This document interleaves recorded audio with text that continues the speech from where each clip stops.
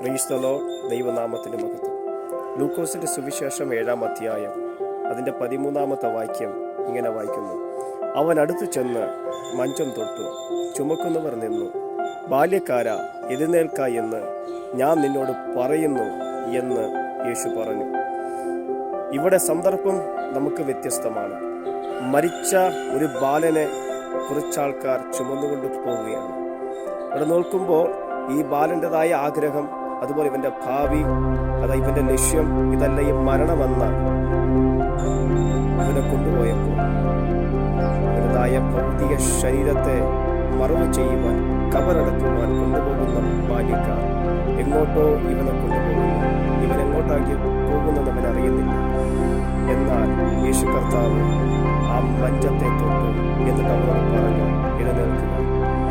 മരണത്തെ, തൻ്റെതായ ഭൗതിക ശരീരത്തെ ജീവൻ നഷ്ടപ്പെട്ടപ്പോൾ ആ നഷ്ടപ്പെട്ടതായ ആ ജീവന ശരീരത്തിൽ കൊടുത്തിട്ട് കർത്താവ് പറഞ്ഞു, എഴുന്നേൽക്കുക എന്ന് പറഞ്ഞു. ആ ഒറ്റ വാക്കിൽ അവൻ മരണത്തിൽ നിന്ന് എഴുന്നേൽപ്പാനായി.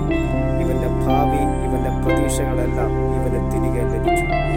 എന്നെ കേൾക്കുന്ന പ്രിയപ്പെട്ടവരെ, നമ്മുടേതായ നമ്മുടെ ഭാവി, നമ്മുടേതായ മുന്നോട്ടുള്ളതായ നമ്മുടെ കാര്യങ്ങൾ ഇതെല്ലാം നാം എവിടെയൊക്കെയോ നഷ്ടമായി പോയി എന്നുള്ളതായ ചിന്തകൾ നമ്മളെ അടുക്കുന്നുണ്ടെങ്കിൽ, അല്ലെങ്കിൽ തന്നെ പലരും നമ്മോട് പറയും, നീയൊന്നും ഇവിടെ എത്തത്തില്ല, നിന്റേതായ കാര്യങ്ങളൊന്നും നടക്കത്തില്ല, നീ ഉയരില്ല എന്ന് പലരും നമ്മളെക്കുറിച്ച് പറയുമ്പോൾ ഇതിന് നടുവിൽ നാം നമ്മൾ പ്രാപിച്ചതായ കൃപാവനം, നമ്മൾ പ്രാപിച്ചതായ അനുഭവങ്ങൾ ഇതെല്ലാം എവിടെയൊക്കെയോ നഷ്ടമായി ഒരു മരിച്ച ഒരു അനുഭവത്തിൽ ഒരു മരവിപ്പിച്ചതായ അനുഭവത്തിലൂടെ നാം കടന്നു പോകുമ്പോൾ കർത്താവ് പറയുന്നു, എഴുന്നേൽക്കുക. ഇതിന്റെ നടുവിൽ നാം എഴുന്നേൽക്കുക. നമ്മൾ തളരുവാനല്ല, മറിച്ച് അവസാനിക്കുന്നില്ല. നാം ഇവിടെ നമ്മുടെ പ്രതീക്ഷകൾ നഷ്ടമാകുന്നില്ല. നാം ഇതിനെ ഓവർകം ചെയ്യുവാൻ ദൈവം നമ്മോട് കൂടെയുണ്ട്. കർത്താവ് പറയുന്നു, എഴുന്നേൽക്കുക, എഴുന്നേൽക്കുക. ഇതിൻ്റെ നടുവിൽ നാം എഴുന്നേൽക്കേണ്ട സമയമായിരിക്കുന്നു.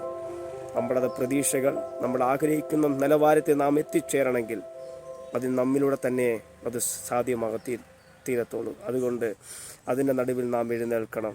കർത്താവ് നമ്മെ എഴുന്നേൽപ്പിക്കും. ആമേൻ.